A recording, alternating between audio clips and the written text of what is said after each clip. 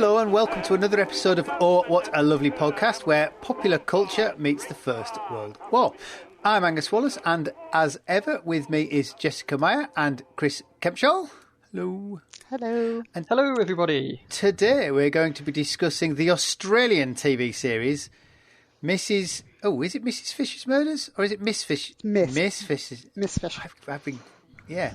She's married. Given the plot, definitely Miss. No, I definitely. I thought she was married, and so I've been waiting for a plot reveal about what has happened to her husband. Anyway, and it's an Australian TV series which is set in the golden age of detective fiction, the 1920s and 30s, with the aristocratic female detective Phryne Fisher. Now, I think the books, Jessica, I think they're modern works of fiction, aren't they? They're not... Yes, they are. So there are 20 books which were written between the late 1980s and the present day. There's a new one that's due out next year, to great excitement on the part of the fandom. But the television program was an adaptation that ran between 2012 and I think the final series was 2016, I want to say.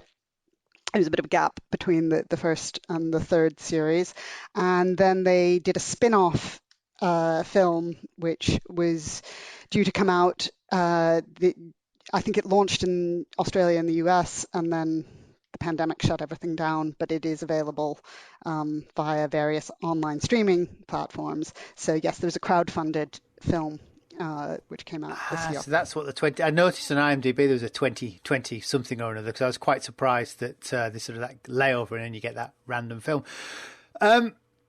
So this is the third murder mystery TV series. You know, how do we feel about it from the perspective as First World War historians? What do we think of it? Do you guys want to give your impressions first before I launch into why I suggested this is a good subject for discussion? Well, I really like it. I really like it. It's so appropriately daft. I was talking to a friend on the phone earlier about it, and they were saying, because they'd kind of watched bits and pieces, that you could justifiably describe every episode as a romp. And it kind of is. It's tremendously good fun. I'm a little bit in love with the lead actress who plays Miss Fisher. I like all of it. We'll get into a deeper dive into the First World War bits as well, but I can see why you find it so interesting. Yeah, it's did you want to chip in, Angus, or shall I just go for it? It is good fun. I mean, my knowledge of Australian crime drama is limited, but I've often found it quite misogynistic, and I couldn't decide whether Phryne Fisher is a sort of a liberated woman of the 20s from her nursing experience from the working in France during the war, and comes back into the 20s, and she's liberated free, or is this, or she chooses her own sexual partners, no strings attached, or is this sort of some Australian subversion of the male gaze, and it's subvertively misogynistic, and I couldn't quite work how it all felt. But I actually think it is as you say, it's a good romp. It's a good Sunday evening TV murder mysteries, which seems to have disappeared from British television. I couldn't quite fit it in, but and it was very much in the background to it, which is interesting. It creeps out over that first series. I came to it as a historian who's interested in the history of detective fiction as much as a historian interested in the First World War. And so just to pick up on Angus's point, to begin with, it's quite explicitly designed as a quote-unquote feminist television production. Every Cloud is an all-female production team. It was designed to present a strong, central, liberated 1920s woman. And actually, Phryne keeps on getting referred to as a woman ahead of her time, although given that this is the era of Bloomsbury, where people, lived in squares, painted in circles, and loved in triangles, I'm not quite sure how much Phryne's sexual liberation is ahead of her time, as of her time. What I loved about it, well, two things happened. First of all, she's quite explicitly in both the books and in the film a spin-off of Peter Wimsey. She is she's a female take on the Peter Wimsey character, the aristocratic amateur with a social conscience who detects because of their social conscience. And so that was where I started, was, how much does this stick with Peter Wimsey as a theme? There are a lot of ways in which the references carry on throughout the series and into the film. Less so than I'd perhaps hoped, but that was one starting point. And the other was the second scene of the first episode when Sess and Bert appear on the screen, and I looked at them and I thought, ex-servicemen. I'm happy, and that was it. I was totally sold on the show from that point on. They are enormous fun, but what I love about them is they don't always get the history right, but they do take the history very seriously. And they want to get it right, even if they don't always get it right all the time. And for a historian watching it, that is huge, huge fun. Because there are a lot of, yes, that's right. But there's also the moments where you get to go, no, that's wrong, and yell at the screen and throw things. And that's part of the joy of watching this sort of program for me. Is to point out all the bits where it isn't quite right. I've now watched the series, I think, 3 times through entirely. I've watched the film a couple of times. I have at least listened on Audible to all the books, which really get me wound up. I've been known to yell at my phone while listening to the audiobooks, much to my kids' amusement. No. So yeah, I'm a bit of a Miss Fisher obsessive at the moment. So yeah, that would be why I suggested. For an Australian production, it's interesting that unless I've missed it, it's actually European Western Front centric. Considering this is the idea of the Gallipoli being a sort of a founding thing for the nation. In the episodes I watched, Gallipoli hasn't come up or the Middle East. No, so that's one of the things that's interesting, and that's in. To some extent, that's in the book. So Kerry Greenwood, the author, I think it was her great uncle, I believe is the relationship, fought in the Palestine campaign under Allenby. So that's her connection to the First World War. And she brings the war into the novels quite a lot. She has a real thing against Haig. She dislikes Haig thoroughly and reiterates that a number of times. So there's at least one book where the Allenby campaign is sort of an underlying theme. The Palestine campaign is an underlying theme. But as in the film, Australian surface on the Somme at Pozières is the key point.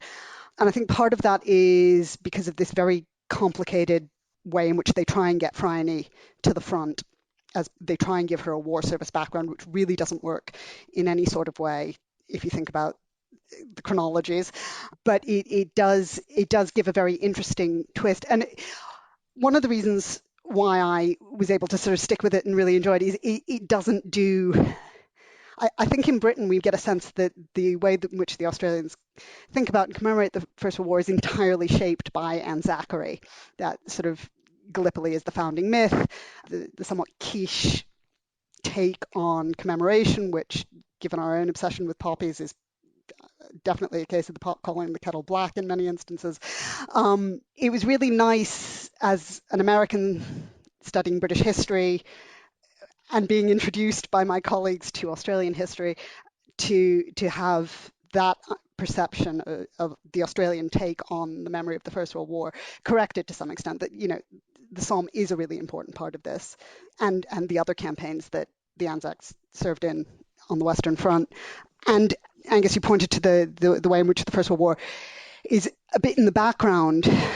I really enjoyed that, that it's this underlying thing. This is 1928, 1929.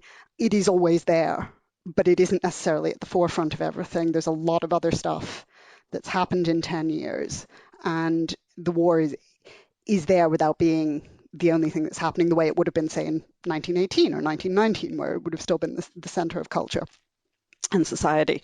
So I think that's what I mean about getting the history right in some ways. And when I've written about the war in Downton Abbey, and to some extent in Peter Jackson's They Shall Not Grow Old, I've talked about the idea of emotional authenticity and the ways in which these programs that are using the war as their context create narratives that would have been recognizable to people at the time, to people in the 1920s thinking back about the war. And of course, that period is very complex. People had different reactions. People had different understandings of the war. There were huge arguments about the meaning of the war. So when these productions move away from sort of the narratives we assume they're going to do, and start to tap into some of the lesser known narratives that emerge out of the 20s and 30s, they pick up on that sort of that sense of, the complexity and the power that the memory of the war had and the legacy of the war had, which feels very authentic. That's sort of the broader context. Jack Robinson, the Willie Warranty love interest. I don't think we ever, or certainly the TV series, what I've seen of it, never really says about his war service other than sort of a throwaway line. He just says, well, I came back a changed man. And so he's there, it affected him, but you don't know how or what he was doing. It's just there in the background. There's a really pleasing variation about how much their war service defines them as people 10 years later. The kind of, the First World War is a thing that happened, and obviously it happened, and everybody who was alive at that point was in some way interacted with it. But there are plenty of characters who served in some way, shape, or form who are not reliving or redefined entirely by their war service. It was something that happened to them and something that they took part in, but the long-term effects of it kind of differ from character to character, and I like that a lot. Even with regards to two of Miss Fisher's friends who are still annoyed about conscientious objectors 10 years later, which I thought that was a really interesting little, and then they get beaten up by a conscientious objector, and I found it really funny. Can we come back to the conscientious objector in a bit? We definitely can. Because I have all sorts of issues with the conscientious objector, but what I love, I've spent a lot of time being mildly obsessed with the background to Jack's war experience, because there are a couple of moments. He recognizes the ammunition for a Browning automatic and talks about it as walking fire, which again, unless he was attached to the American, the AEF, I'm not quite sure how much an Australian Lance Corporal, which apparently he was during the war, would have actually encountered a Browning automatic as opposed to a Lewis gun. But, details. He attributes the breakdown of his marriage to the war, which is quite interesting from my perspective, writing about ex-service and marital breakdown. But yes, that point that ex-servicemen or those who serve in the war or experience the war are changed by it without necessarily being traumatized by it, I think is, that's one of those small hills that I die on Twitter, which very few people seem to accept. There is within the Miss Fisher fandom something of a narrative of, well, yes, Jack is suffering from post-traumatic stress disorder. And I keep going, no. Anyone less traumatized by the war than a man who can pull a gun and not shoot it under some of the situations that Jack finds himself in, I can't think of. Neither Jack nor Burton Cess nor Mr. Butler, who also has some form of intelligence service during the war that isn't quite clear, are particularly traumatized by it, but they have all been shaped and changed by it. And I think that is a really interesting and subtle way of presenting the war.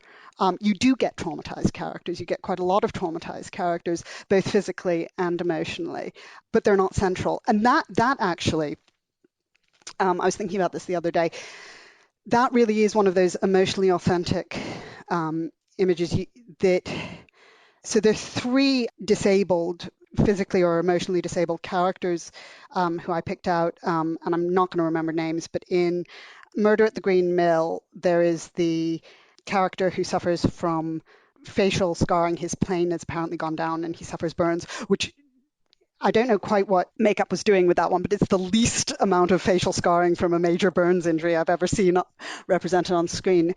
There's the central character in Death Comes Knocking, who is who's suffered from poison gas and who has shell shock as a result of this and of various other things that are germane to the plot. And then there's Archie in Blood and Money, who really is badly burnt and suffers from facial disfigurement and wears a a plate and glasses to cover his missing eye. Of those three, two of them end up dead. They are suspects at one point, and then they are killed. And spoiler alert, neither of them are actual murderers. That actually fits in with the way in which Golden Age detective fiction uses the disabled ex-serviceman as a character. They appear as suspects, they are almost never the murderers, and they usually end up dead. They have to get tidied away neatly. Disabled masculinities have to be killed off, have to be removed in Golden Age detective fiction in order for the sort of social resolution to happen. It isn't until after the Second World War that you start to get disabled ex-servicemen who are actually murderers turning up in fictions. That sort of narrative, which is drawing, it's one step removed because it's filtered through the fictions of the 1920s and 30s, but that feels very authentic to me. And it's a really interesting way of using traumatized and disabled masculinity. We tend to hold the Peter Wimsey image of the sensitive, shell-shocked, socially conscious ex-serviceman up as a sort of heroic image of shell-shocked victimhood, I think, a lot of the time. But this does something a little bit different with what war trauma actually was, and the extent to which living through traumatic experiences, which all of those who live through the war do, actually has long-term impacts, and it's not always as dramatic or as damaging as perhaps we tend to think. It occurred to me that all those cases have mental side effects from the war, but as you say, they're how many of the three of them? Two of them are aristocratic in some way or other. The only one who's particularly badly mutilated is the private soldier. Yes, that hadn't occurred to me. I get very confused by class, and I get a little bit hesitant because I know how complex class is in Britain in this period. I know how sensitive the Australians are about the sort of imposition of British interpretations on what is a distinct society at the time. And I don't know enough about the social history of Australia. But it's slightly bizarre, though, because all over this is stamped the British class system, because you've got Miriam Margolyes in there, and it's all... And Franny Fisher's father's British. She has a butler called Mr. Butler. Yeah, yes. I was a long way in before I clocked that, amazingly. Should we try and unpack some of Franny's background and why this is problematic? So her backstory, her father is a remittance man from an aristocratic British family who's sent to Australia because he's a wastrel, where he marries. In the books, it's given that her mother is a washerwoman, so very much working class and poor end of the working class at that. Although in the film, in the television series, she attends dances at a Grand Hotel. I mean, the Grand Hotel. The name is the Grand, and her sister ends up married to an industrialist. I'm not quite clear how the television series understands her mother's class background, but she is brought up in Collingwood, very poor. There are images of an impoverished childhood, and she refers to an impoverished childhood, which is put down to her father's lack of ability as a provider.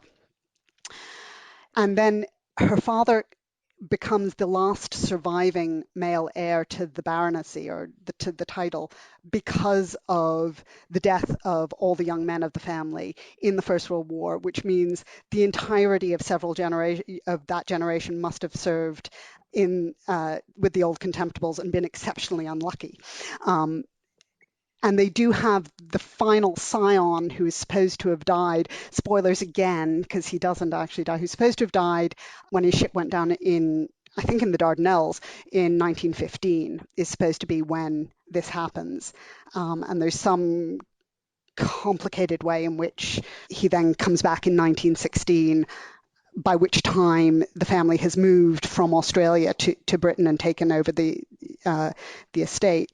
And the heir who went down with the ship returns and blackmails Franny's father into giving him a lot of money in order to not return and reclaim his inheritance. So that's happening all very quickly indeed.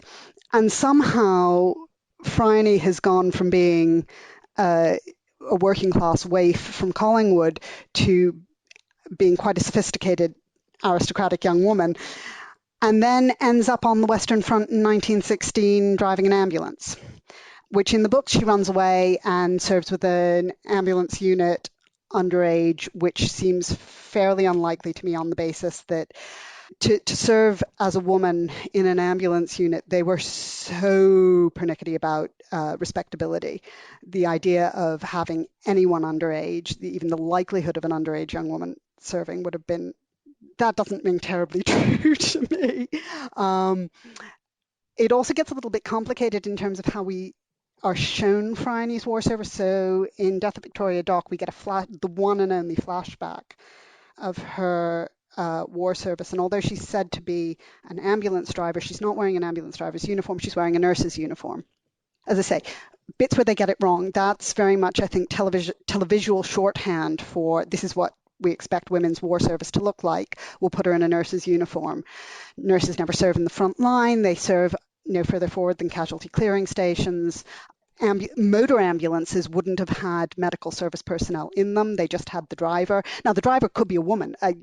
No reason why Phryne shouldn't have served as an ambulance driver, but it would have been a mechanical role rather than a medical role, which, given how little first aid she quite clearly knows in terms of her reaction to wounded bodies, would seem more likely. But she knows quite a lot about pathology when she looks at how people yes.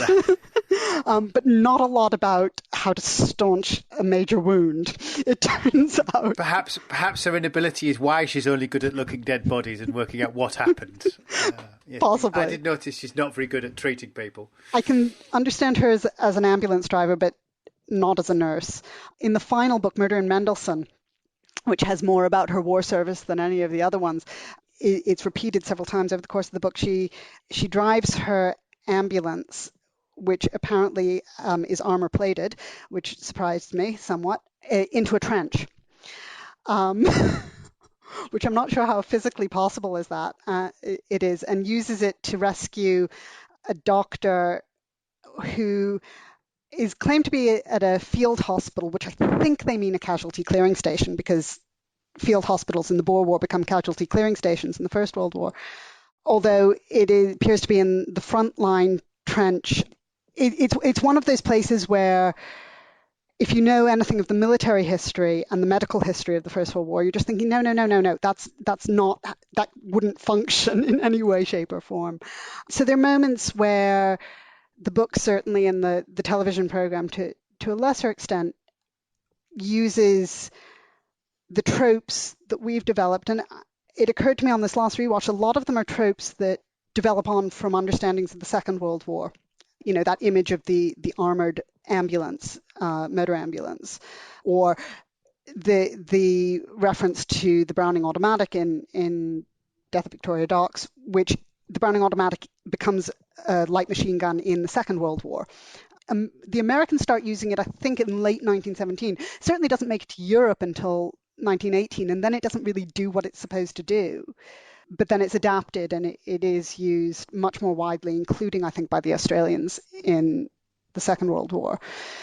So that's an interesting facet. As I say, it took me to my third watch to sort of pick up on the extent to which the Second World War shapes the imagery around the First World War. But there is an extent to which it uses visual and cultural cliches to make the point it wants to make, but not consistently. And you know, as we've said about other things, there are ways in which it very much picks up on things that would have been recognizable at the time.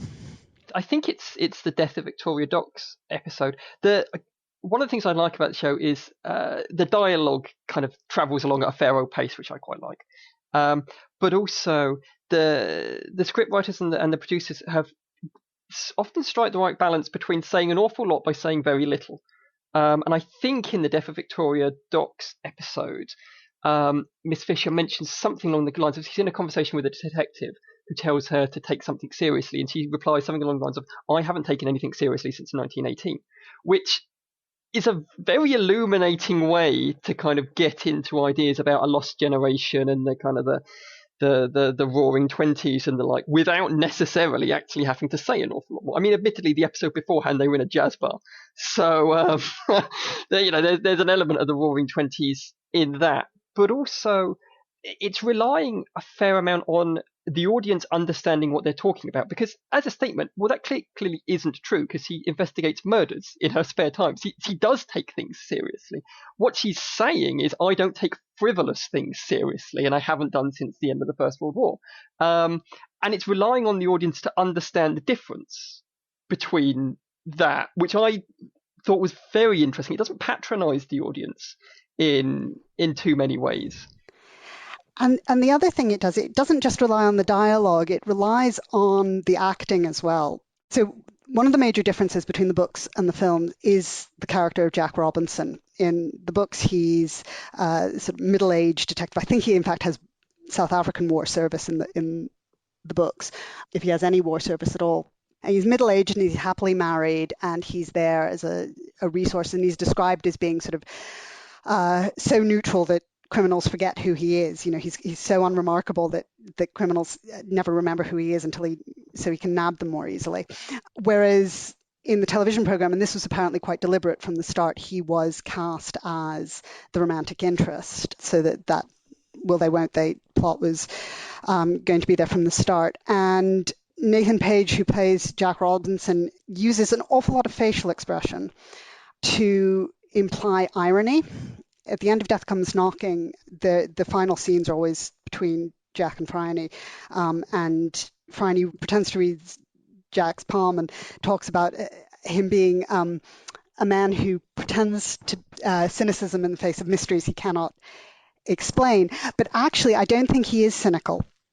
I think he is ironic, and that rather subtle difference that you're pointing to there, Chris, I think comes across very much in that portrayal, the way in which Jack's written it and the way in which he's portrayed.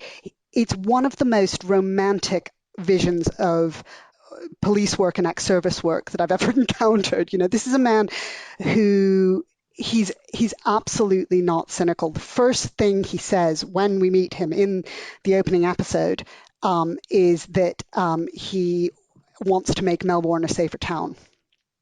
That is his goal in life, and he says it absolutely seriously.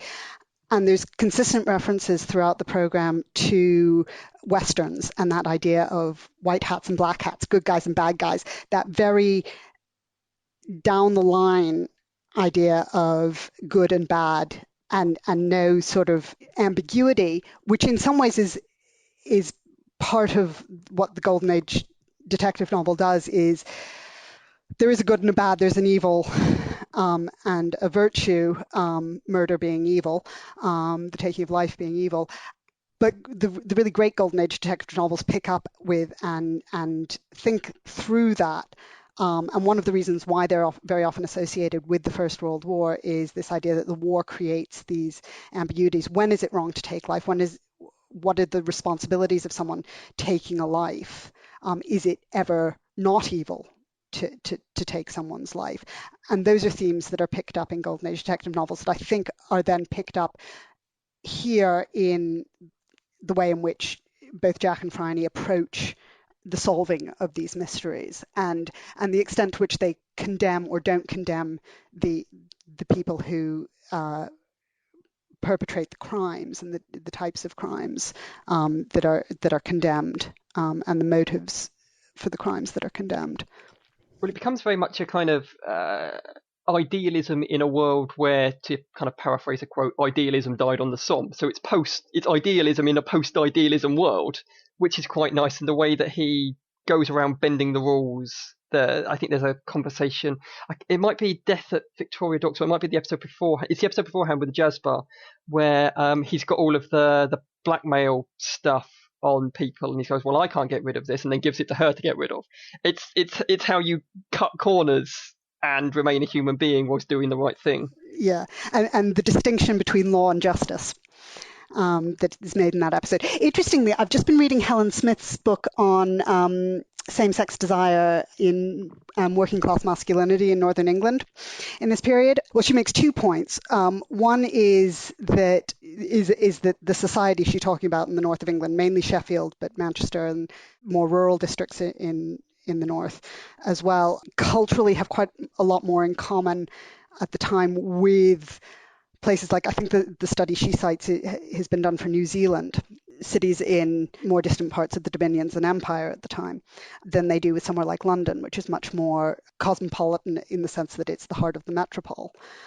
And the other point she makes a number of times is the extent to which the police in these areas did not see homosexuality as a crime. If it is not disturbing the peace, then it is not worth their time and effort, and it's an issue of privacy. And that there's a very different understanding of what is wrong about homosexuality, what is immoral about homosexuality in places like the north of England, where Edward Carpenter and his lover could live quite happily and openly in semi-rural Yorkshire village and not be arrested or imprisoned as Oscar Wilde was. So that again was one of those moments that rang sort of very much historically true to me. And it's been interesting since starting to watch Miss Fisher and then reading the sort of work I read, just how many sort of bits of the social and cultural histories of masculinity echo with the program. Again, I have all sorts of questions about Australian specificity, and I need to do a lot more research into the social history of Australia in the early 20th century, but that's a rabbit hole I will plunge down at some point. If we look at it being particularly Australian, does it particularly, or does it differ from what it's bringing forward from Babylon Berlin and certainly Peaky Blinders? They're three very different series, aren't they? Just in terms of the historical specificity, that brings me sort of back to the conscientious objector. I was wondering if he was about to reappear. So shall I pull the unfair supervisor role and ask Angus why it's unlikely? Because you didn't get stretcher bearers, stretcher bearers in the front lines like they were suggesting. Would be there's that. Back. But there's actually a reason why a conscientious objector in Australia is a bit of an issue. They didn't have conscription, did they? They didn't have a conscription, yes, indeed. So it's very hard to be a conscientious objector to something that doesn't exist in your society. We're not going to make you go to war. I object. Oh, okay. Which therefore makes you question where that's come from to be injected in. Is that a British trope that's come across? Has it been added in for international sales as a shorthand to something else? So it's season 2, isn't it? Death Comes Knocking. There's so much history in that episode that's wrong, because of course that's the one where Aunt Prudence says that she's paid a lot of money to have Roland's body repatriated, which there was only ever one until they repatriated the unknown soldier in the 1990s. Prior to that, only one Australian serviceman's body had been repatriated, and that was done illegally, and prompted the French to bring in a law about not repatriating bodies from the French countryside. I was going to say, if she spent a lot of money, she's basically admitting to having bribed someone, and I probably wouldn't be admitting that in public. Yeah, well, in front of a policeman, but at least she got the measure of the policeman and his sense of law and justice. So there's that. I think the conscientious objector is, again, it's one of these, it's televisual shorthand. As you were hinting, Angus, even that is wrong. Condensing quite a lot of a section of my book, conscientious objectors, if they were non-absolutist and came up before tribunals, the Friends Ambulance Unit, among others, comes to an agreement with the War Office, and this is the British case, that those who are willing to serve but not willing to fight can be offered service with a medical unit, namely the Friends Ambulance Unit, or similarly British Red Cross run units. But if they are part of the Royal Army Medical Corps, they are military servicemen.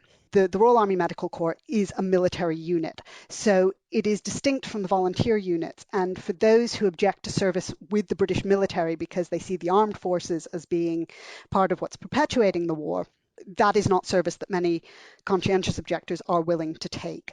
Now, there are complications about the way in which the RAMC is allowed to recruit after early 1915, but certainly at the very start of the war, you get a number of examples of men who want to enlist but don't want to bear arms, who do have some sort of objection, which isn't a conscientious objection under the terms of the legislation per se, but who, for religious reasons, would rather not fight and kill, but who are willing to serve in the formal British military in a caring capacity of some sort. But the point about the RAMC and the military medical services is that they are the military. The second point to bear in mind is that on the front line is the point where the military medical services meet the regiments, meet the combat troops.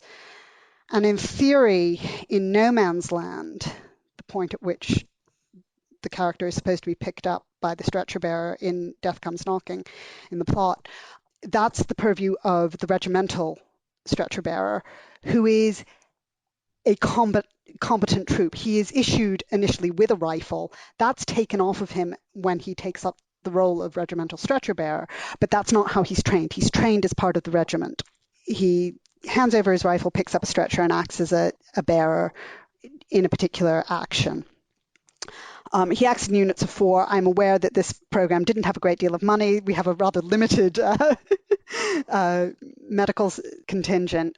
He's wearing the right brassard for a regimental stretcher bearer, but he's certainly not a conscientious objector. He can't be a conscientious objector because they never let a conscientious objector near the front line, for a start. I mean, there's all sorts of ways in which the medical history of the war is sort of half understood and is then used as a shorthand for the understanding of the war in ways, as someone who's written a book about medical services in the war, is that was the episode that had me yelling and throwing things at the screen. There's also the point that when they're looking at the corpse, the skeleton, and Franny picks up the leg bone that's broken, says "ouch, but not fatal," and I'm going, no, that would have been could have been fatal, because leg wounds, until the introduction of the Thomas splint in 1917, the widespread use of the Thomas splint in 1917, I should say, the fatality rate fell from 80% to 15% with the introduction of the Thomas splint. It's one of the most dramatic medical statistics of the war.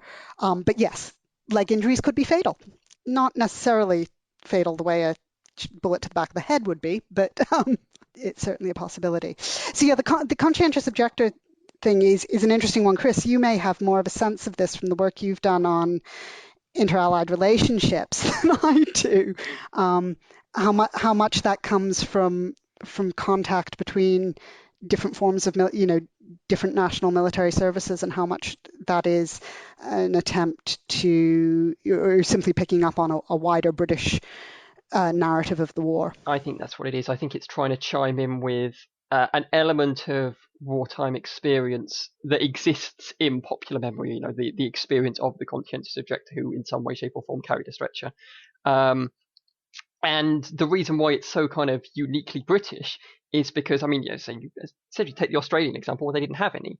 The idea of a conscientious objector in the French army I don't think they'd understand what that meant entirely, what kind of this concept of conscientious objection. Again, the war means something different to the French, and it's not a kind of a volunteer army in the way that the British is, because of the existence of national service. So I don't think the notion of the conscientious objector exists very much outside of British popular memory of the war, but it's such a dominant aspect of, or has such a kind of a notable place in British popular memory of the war, that it's incredibly easily transferable then. You don't have to explain to somebody what a conscientious objector is, because you kind of already know. It doesn't mean or kind of matter, therefore, if you then get everything wrong about them and their existence and their wartime service, as this episode does, because it doesn't really matter. It's shorthand for something that people understand. Yeah. Well, what's quite interesting, though, is that the way in which it's presented in the program is the medical service is the indication of conscientious objection. So that someone mentions to Bert and Cess that he's a stretcher bearer, and Bert makes the assumption he's a conscientious objector, which is, the medical services were so much more than, the Friends Ambulance Unit. I'm not sure that even in British cultural memory that assumption would be made, that all stretcher bearers were conscientious objectors, and that to have been a stretcher bearer meant that you must have had some objection, which I find really interesting that it's presented that way around. Whereas if, he presented as a conscientious objector, then it's uncovered that he was the stretcher bearer. Oh, that makes sense. Would fit more with the popular narrative, I think. That's the Private Godfrey in Dad's Army route, where they discover that in an episode of Dad's Army that Private Godfrey was a conscientious objector the first time round, but also a stretcher bearer and decorated in the war, and everybody judges him to begin with as a conscientious objector, and then reveres him as a war hero for his First World War service because he saved several guys' lives as a stretcher bearer. This comes back to conscientious objectors, now being redeemed, and in some ways it works on two levels in Miss Fisher, because he's redeemed because when he's ridiculed, he smashes the guy in the face, and he is enormous, and there's no sympathy for him in the face. And he's also redeemed by the fact that he is on the front line, under fire in service. It's not as if he's a conscientious objector who's not taking part in the war. So on two levels, that conscientious objector image portrayed there is one of redemption.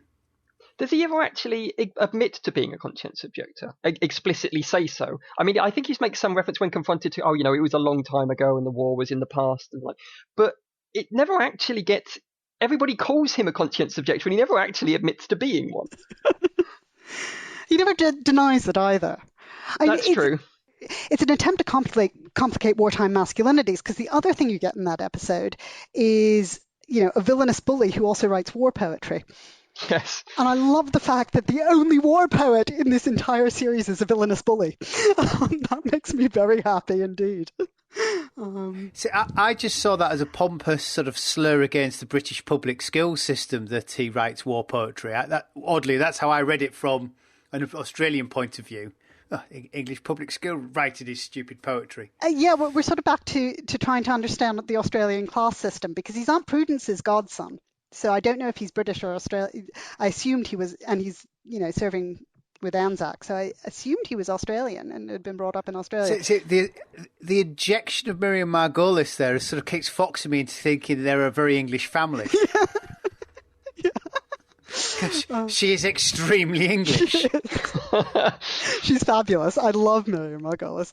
And I particularly love her as Aunt Prudence, which is, leads to another sort of the way in which the war sort of acts as an undercurrent to the series. That in season 3, one of Aunt Prudence's sons dies off screen, not a murder. That whole episode is about hysteria, about grief and traumatic memories, and the use of hypnosis, which again is interesting. I think slightly there are elements of it which are more Victorian Gothic in its representation of hypnosis and suggestion than I think perhaps are relevant to the 1920s, because hypnosis and suggestion does become a much more common practice because of the war. Is that riding on the back of the sort of the spiritualism wave, which is also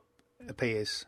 But hypnosis and various other forms of suggestion via the talking cure, are fairly respectable ways in which psychological trauma is attempted to be treated during the war and in its aftermath, except when it's applied to women, apparently, in this episode. But the war reference there is really quite subtle, because it turns out that Arthur, the son's favourite song is Long, Long Trail, and they end up singing Long, Long Trail at the end, without sort of any reference to its role as a popular song during the war itself. Yeah, there's all sorts of quite subtle references which come up, which, as I say, is huge fun for a historian to sort of go, ooh, I wonder what that means. I wonder what they were thinking then. And, I have to say, we have something of a tradition on this program now of contributors giving their dream who they'd interview for their research project. And I would love to, at some point, sit down with Deb Cox, who I think was the main scriptwriter, certainly was the scriptwriter for the film, and I think the main scriptwriter for much of the television program. And also actually Nathan Page, who plays Jack, to ask about their research process. How did you come up with this particular type of ex-serviceman? And how did you think to act? It's interesting you picked the scriptwriter for the series and not the book author. Are they that far apart? Yes, they are. And so Kerry Greenwood tends to write afterwards to her books, where she talks about her research process and to give some of the research she's done.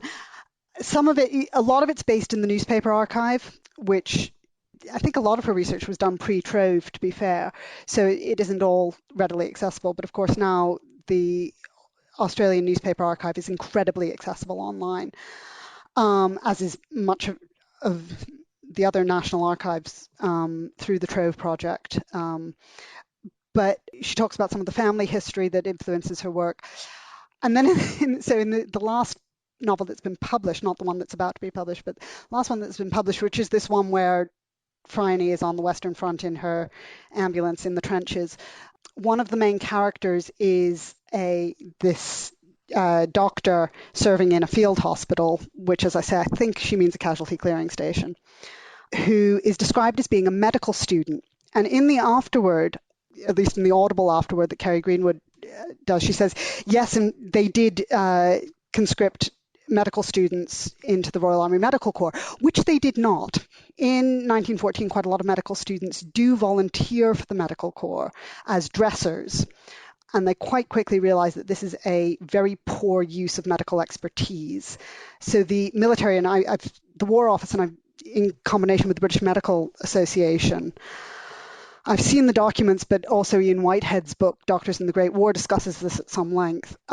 They basically recall all the medical students to medical school, insist that they finish their exams so that then they can be recruited as medical officers, because there's this dire need, particularly for regimental medical officers, on the back of the expansion of military service under Kitchener. The new armies need medical officers. So they recall all the medical students and make them get their medical degrees so they can become medical officers. And they don't let medical students enlist. They make them finish their medical degrees first. You know, it would be quite interesting perhaps to talk to Kerry Greenwood about that, but, you know, where did she get that idea from that they conscripted medical students? But in some ways, I'd be more interested in, I'm a historian of masculinity. Phryne is a superhero, and this is a follow-on from Peter Wimsey in some ways, who becomes more and more heroic and more human in some ways as well across the series of novels. She's always spectacular and lands on her feet and knows everything except how to staunch a wound. Is there no language she can't speak? Well, German apparently, whereas Jack can't speak French. Whereas the male characters are more human, more fallible, and they're written as very human, which again reminds me a little bit of the fabulous Dorothy L. Sayers quote when she was always asked how she could write male characters, and said something to the effect, well, she writes them as human beings. You know, I can absolutely understand where Bert and Cess come from. They are very, they are the working class digger character, the dock worker, Red Raggers.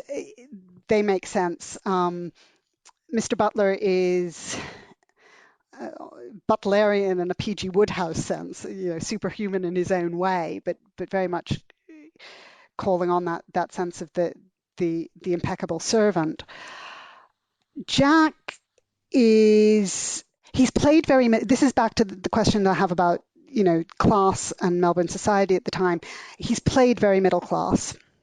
He's not aristocratic the way Phryne is aristocratic. He is very middle class, but his background is supposed to be, apparently, the program did a whole education pack for schools about the war, and the background given for Jack is that I think he's supposed to be from Richmond, which again is a very working class suburb of Melbourne. and that he serves as a lance corporal during the war, which I'm going, he was a policeman. He would almost certainly have been, yeah, I'm sure he went in as a lance corporal and then quite quickly got promoted at least to sergeant because he knows how to manage men. I think maybe Anzac works really differently from the way the BEF works. I'm not sure. Anyway, more research to be done. So I find Jack's war background fascinating, and I'd love to sort of know more about how that was conceived and how it was thought through in relation to this romantic image of the police as the white hat in the wild west of Melbourne, circa 1928. With his social class, there's something of the Man for All Seasons about Jack, in that he can jump the fence in either direction. He can kind of go and dig around in crates and be slightly kind of hands-on, kind of old working class boy, but he also doesn't look particularly out of place in a suit in one of Miss Fisher's cocktail parties either. And he can dance. He's waltzing away in one of those episodes, isn't he? Whereas Miss Fisher starts as being ostentatious and then can kind of, dress down if need be, Jack seems to kind of take this very middle of the road and then adapts to whatever cultural class circumstance he finds himself in. He has a level of confidence as a leader and as a man that feels very middle class to me, I suppose, is how I read him. He, whereas the way in which Bert and Cess are played, they have a particular type of confidence, but then there are also moments where their class confidence is shaken. So the point where in Murder at Montparnasse, where they asked to employ Phryne to look into the death of their comrade, which turns out to be related to their war service, they say something to the effect of, our money is as good as anyone else's. So there are moments of that sort of sense of insecurity, or when they're asked to dress up as waiters, and Bert's classic remark of part penguin, part bloody panda bear, or part panda bloody bear, in describing their uniforms. When he's asked to be a chauffeur and the look he gives when he has to wear the cap. There is a level of class insecurity about those two characters that is never there with Jack in relation to Phryne. He has a class confidence about him and a sense of entitlement and privilege, which I don't think can come entirely from his rank and status as a policeman. As I say, if Nathan Page ever wanted to get in contact and talk to me about how he constructed Jack's masculinity, I'd be really interested in hearing about it. Well, it's inevitable that he'll be listening. I should hope so. He has been known to go on podcasts before, so the invitation is open. You might find that's just his thing. He might be just do the same thing in whatever role he's parachuted into. Well, interestingly enough, it might be his niche. His most recent role has been a stage role. He's been playing Richard Hannay in the 39 Steps. So he clearly does the 1930s noir character. I mean, he does have the chin for it. He does have that kind of 1930s matinee idol chin thing going on, which is always going to be a bonus. One of the references that, again, it took me a couple of watches to pick up on is Nick and Nora Charles from The Thin Man, Dashiell Hammett's The Thin Man. And that's one of, I think, the cultural reference points for this series. That sort of ironic, bantering relationship between, two very good-looking, glamorous characters while solving crime. There's all sorts of interesting cultural accretions. And I think that's, one of the things that's quite interesting about this sort of program, as with Peaky Blinders, as with Babylon Berlin, is that they're not drawing just on the cultural references of the war, but all the ones that have come in between, all the other cultural references that they have to draw on, whether it's the Western, whether it's 1930s Hollywood glamour, whether it's post-Second World War understandings of machine guns. That probably seems like a good place to wind up our 3 episodes looking at crime fiction on the television with a war in the background, the First World War in the background. there's so much more to say, and I think Emma came back to us and said, "Oh, there's so much more to say," but that's the joy of these. And I will keep talking about Miss Fisher, not necessarily on here, but this has been fun. Thank you, guys. I'm sure we'll revisit the murder mystery at some point. There'll be other people we've not quite touched upon. So we're not quite sure where we are next time. We could be at board games. We could be looking at romance novels. Yeah, it kind of depends on who replies to our emails first. Yeah, Peter Jackson, Sam Mendes, you've got my number. We're still, as you said, Chris, we're still waiting for Peter Jackson to get back to you. So wonderful. So until next time we get together, it's nice to see you all, and thanks, guys, for listening. Thanks, everyone. Bye. Bye. Oh, oh, oh, it's a lovely walk. Oh, we want with eggs and ham when we got plum and apple jam. Comfort, Richard, how can we spend the Bolivian? Oh, oh, oh, it's a lovely walk.